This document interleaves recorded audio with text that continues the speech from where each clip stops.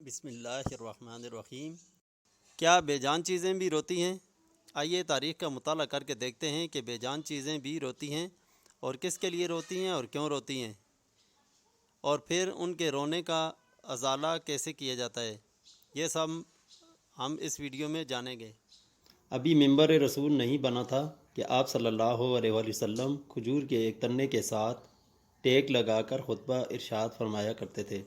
منبر رسول بن کر آ گیا اور آپ صلی اللہ علیہ وآلہ وسلم اس پر رونق افروز ہوئے تو کھجور کے خشک تنے کو جدائی کا صدمہ پہنچا۔ اس نے بچوں کی طرح بلک بلک کر رونا شروع کر دیا تھا۔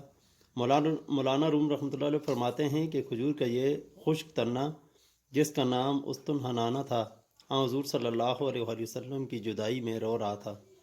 آپ صلی اللہ علیہ وسلم نے اس سے مخاطب ہو کر پوچھا کہ وہ کیوں رو رہا تھا۔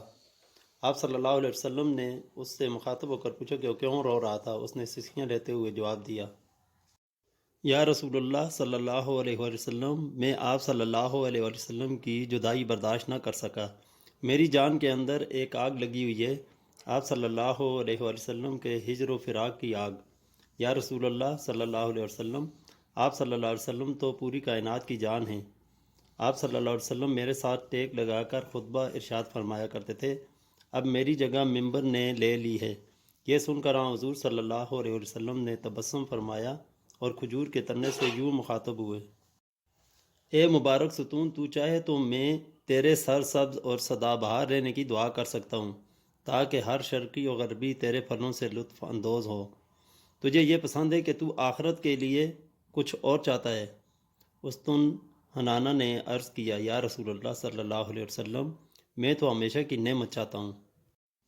مولانا روم رحمۃ اللہ علیہ فرماتے ہیں، اے غافل، تمہیں کھجور کی اس خشک لکڑی سے سبق سیکھنا چاہیے کہ تم انسان ہو مگر اس دنیائے فانی پر فریفتہ ہو، تمہیں آخرت یاد ہی نہیں، اور دوسری طرف یہ استن حنانہ ہے جو دائمی نعمت کو چند روزہ فانی نعمت پر ترجیح دے رہا ہے۔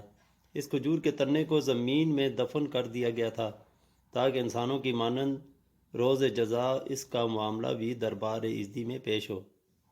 سبق: حضور صلی اللہ علیہ وسلم کی محبت کے بغیر زندگی بے معنی ہے۔ ایسا شخص عالم برزخ میں اور آخرت میں بھی اللہ کی رحمت سے محروم رہے گا۔ Thanks for watching.